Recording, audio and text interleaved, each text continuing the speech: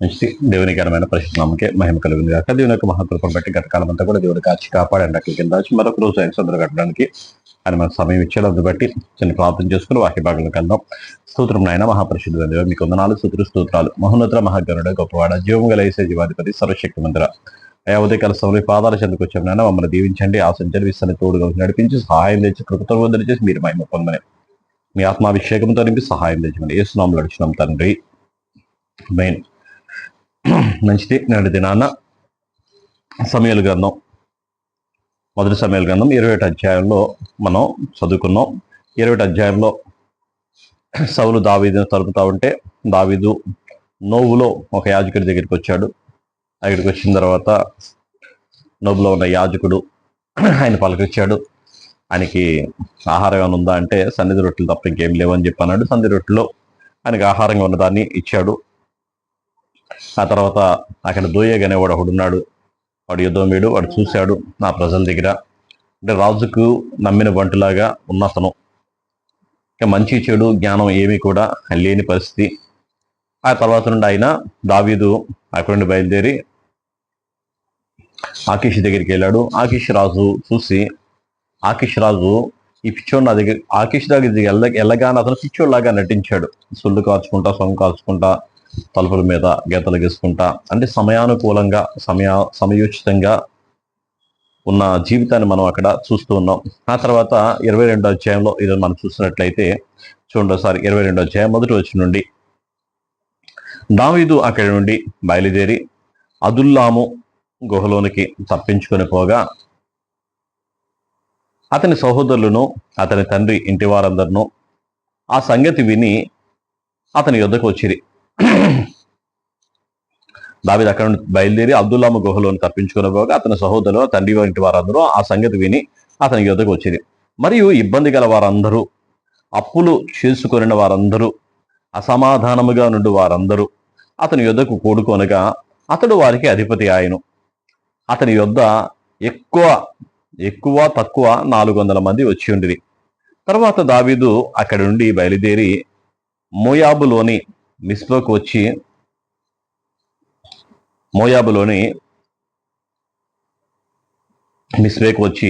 దేవుడు నాకు ఏమి చేయనది నేను తెలుసుకున్న వరకు నా తల్లిదండ్రులు వచ్చి నీ యొద్ద ఉండనిమ్మని, నా తల్లిదండ్రులు వచ్చి నీ యొద్ద ఉండనిమ్మని మోయాబు రాజుతో మనవి చేశాను. అతని యొద్దకు వారిని తోడుకొని పోగా దావీదు కొండల్లో దాగి ఉన్న దినములు వారు అతని యొద్ద కాపురముండిరి. మరియు ప్రవక్తయగు గాదు వచ్చి కొండల్లో ఉండక యూదా దేశములకు పారిపోమ్మని దావీదుతో చెప్పినందున దావీదు పోయి హారేతు అడవిలో వచ్చెను.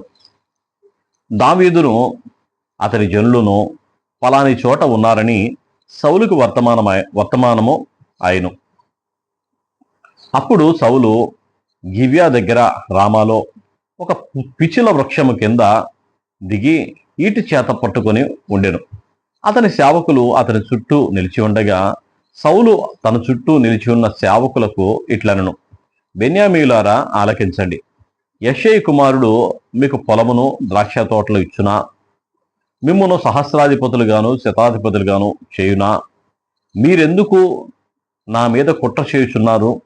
నా కుమారుడు యెషయి కుమారుడితో నిబంధన చేసిన సంగతి మీలో ఎవడునో నాకు తెలియజేయలేదే. నేడు జరుగునట్లు నా కొరకు పొంచి ఉండినట్లు నా కుమారుడు నా సేవకుని పురుగొలిపినను నా నిమిత్తం మీలో ఎవనికి చింతలేదే. అప్పుడు ఏదోమీయుడు దోయాగు సౌలు సేవకుల దగ్గర నిలిచి ఉండి, యెషయి కుమారుడు పారిపోయి నోబులోని అహీటూబు కుమారుడైన అహీమెలెకు దగ్గరకు రాగా నేను చూచితిని. అహీమెలెకు అతని పక్షముగా యెహోవా యొద్ద విచారణ చేసి ఆహారమును ఫిలిష్తీయుడైన గొల్యాతు ఖడ్గమును అతనికిచ్చినని చెప్పగా. చూడండి, ఇక్కడ మనం చూసినట్లయితే దావీదు అదుల్లాము గుహలను బయలుదేరి అక్కడ నుండి తప్పించుకొని అక్కడ నుండి పారిపోయినప్పుడు తన సహోదరులు, తన తల్లిదండ్రులు అందరూ కూడా ఆయన దగ్గరికి వచ్చారు. అతనితో పాటు అక్కడికి దావీదు దగ్గరికి వచ్చిన వారందరూ కూడా అప్పుల్లో ఉన్నవారు, ఇబ్బందుల్లో ఉన్నవారు, అసమాధానముగా ఉన్నవారు చాలా మంది దావీదు దగ్గరికి చేరారు. దావీదుతో పాటు ఉండడానికి చేరాడు. ఎందుకంటే దావీదు వాళ్ళందరికీ కూడా అధిపతిగా ఉన్నాడు, నాయకుడిగా ఉన్నాడు. వాళ్ళందరి దగ్గర విజయం పొందాలంటే, ఎందుకంటే దావీదు గురించి అక్కడ చెప్తున్న జనులందరూ మాడే మాట ఏంటంటే, సౌలుకు 1000 జయాలు, దావీదుకు 10,000 జయాలు. అంటే దావీదు ఎక్కడికి వెళ్ళినా సరే విజయం సాధించగలుగుతాడు, ఎక్కడికి వెళ్ళినా సరే ఏదైనా మనకి చేయగలుగుతాడు అని చెప్పి దావీదు దగ్గరికి చేరారు. దావీదు దగ్గరికి అంతమంది చేరారు. చూడండి, ప్రభు యేసుక్రీస్తు వారి దగ్గరికి కూడా అనేక మంది చేరారు. దేనికోసం చేరారంటే, యేసు ప్రభు వారు ఎక్కడుంటే అక్కడ అంతా కూడా సమృద్ధి బాగా ఉంది. ఆయన ప్రార్థన చేస్తే అద్భుతాలు జరుగుతున్నాయి, ఆశ్చర్యకారాలు జరుగుతున్నాయి. అనేక మంది వస్తా ఉన్నారు, పోతా ఉన్నారు. దేనికోసం? అసమాధానంగా ఉన్నవారు, బాధల్లో ఉన్నవారు, కష్టాల్లో ఉన్నవారు, కరువుల్లో ఉన్నవారు, రోగాల్లో ఉన్నవారు అందరూ వచ్చారు. అందరూ కూడా యేసు ప్రభు దగ్గరికి వచ్చినట్టే దావీదు దగ్గరికి కూడా ఇక్కడ అలాగే వస్తూ ఉన్నారు. దావీదు దగ్గరికి వస్తూ ఉన్నారు. అయితే తన తల్లిదండ్రులు తీసుకొని వెళ్ళి మోయాబు దేశంలో రాజుగారికి చెప్పి, ఇక్కడ ఉన్నాయి, నా పరిస్థితి బాలేదని చెప్పి రాజుగారికి చెప్పి అక్కడ నుండి వచ్చేసాడు. అక్కడ నుండి వచ్చేసిన తర్వాత సౌలు దావీదుని వెతుక్కుంటా ఆ ప్రాంతాలను తిరుగుతా రామా దగ్గరికి వచ్చాడు. రామా దగ్గరికి వచ్చి అక్కడ ఉన్న గిబియోనీల్ని అడుగుతున్నాడు, బెన్యామీల్ని అడుగుతున్నాడు, బెన్యామీలారా, నా కొడుకు దావీదుతో నిబంధన చేసుకుని దావీదునే నా మీద రేపేలాగా, దావీదే నా మీద పోట్లాడేలాగా, దావీదే నా మీద యుద్ధం చేసేలాగా చేస్తే మీలో చాలా మందికి తెలిసి కూడా నాతో చెప్పలేదు, మీలో చాలా మంది ఆ విషయం గ్రహించి కూడా నాతో ఎవరో చెప్పలేదు. ద్రాక్ష తోటలు ఏమన్నా దావీదు మీకు ఇస్తాడా, లేకపోతే ఏమన్నా మీకు పొలాలు ఏమన్నా ఇస్తాడా? ఇదే ద్రాక్ష తోటలో ఇదే పొలాల గురించి ఒకనొక రోజు అష్షూర్ రాజు వచ్చి అంటాడు. అష్షూర్ రాజు వచ్చి వీళ్ళతో చెప్తాడు, మీకందరికీ కూడా నేను ద్రాక్ష తోటలు ఇస్తాను, పొలాలు ఇస్తాను, మీ రాజుని హిజ్కియాను నమ్ముకోవద్దు, హిజ్కియా వల్ల ఏమి కూడా కాదు అని చెప్పేసి హిజ్కియా గురించి ఆ రోజు అష్షూర్ రాజు మాట్లాడిన రీతిగానే ఇప్పుడు వచ్చి సౌలు కూడా అలాంటి మాటలే మాట్లాడతాడు. దావీదుని మీరు నమ్ముకోవద్దు, దావీదు ఏమైనా మీకు చేస్తాడనుకుంటున్నారా? ఆయన పొలాలు ఇస్తాడా, స్థలాలు ఇస్తాడా, ఏమి ఇస్తాడు? నేను రాజును కదా, నేనైతే అన్ని ఇస్తానని చెప్పి అంటున్నాడు. అప్పుడు అష్షూర్ రాజు అంటున్నాడు, వారి దేవతలు ఎవ్వరు కూడా వారి రాజులు ఎవరు కాపాడలేదు, మీ రాజు వచ్చి నా దేవుడు మిమ్మల్ని కాపాడతాడు అనుకుంటున్నారేమో, అలా ఏమి కాపాడాడని చెప్పేసి అష్షూర్ రాజు మాట్లాడినట్టుగానే ఈ సౌలు కూడా మాట్లాడు. అష్షూర్ రాజుకి దేవుడు తెలియదు, అష్షూర్ రాజుకి దేవునితో సంబంధం లేదు. కానీ సౌలు అలా కాదు, సౌలుకి దేవునితో సంబంధం ఉంది, దేవుడే అతను రాజుగా నిర్ణయించాడు. కానీ అష్షూర్ రాజు దేవుడు రాజుగా నిర్ణయించకపోయినా, దేవుడు అతను పంపించకపోయినా దేవుడే నన్ను పంపించాడని చెప్తున్నాడు. ఇక్కడ సౌలు మాత్రం అలా కాదు, దేవుడే అతను అభిషేకించి రాజుగా నిర్ణయిస్తే ఆ రాజరికం కోసం దావీదు పోట్లాడుతూ నిష్కారణంగా దేవుని యొక్క ఉద్దేశాన్ని, దేవుని యొక్క తలంపులు, దేవుని యొక్క చిత్తాన్ని నెరవేర్చకుండా తన యొక్క రాజ్యాన్ని స్థిరపరచుకోవడానికి, తన కుమారుడికి రాజ్యం స్థిరపరచడానికి పడుతున్న తపనంతా అంతా కాదు.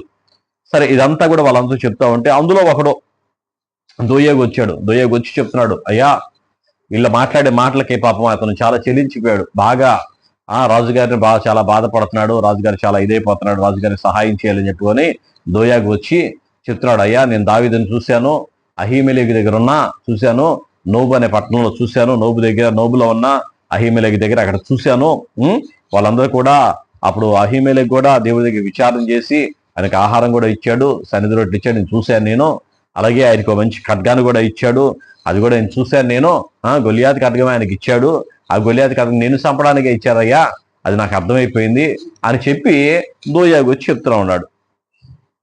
చెప్పిన తర్వాత 11వ వచనంలో, రాజు యాజకుడును అహిటోబు కుమారుడకు అహీమెలెకును నోబులోనున్న అతని తండ్రి ఇంటి వారైన యాజకులందరినీ పిలువనంపించెను.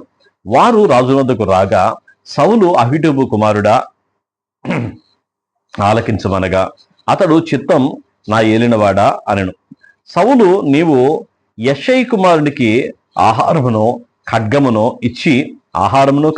ఇచ్చి అతని పక్షమున దేవుని యొద్ద విచారణ చేసి, అతడు నా మీదికి లేచి నేడు జరుగునట్టు పొంచి ఉండుటకై అతడు నీవును జతకూడితిరేమని అడగగా, అహీమెలెకు, రాజా, రాజులకు అల్లుడై నమ్మకస్తుడై ఆలోచనకర్తై నీ నగరిలో ఘనత వహించిన దావీదు వంటి వాడు నీ సేవకులందరిలో ఎవడైనా ఉన్నాడా? ఎవడు లేడు. అతని పక్షముగా నేను దేవుని యొద్ద విచారణ చేయుట నేడే ఆరంభించితినా?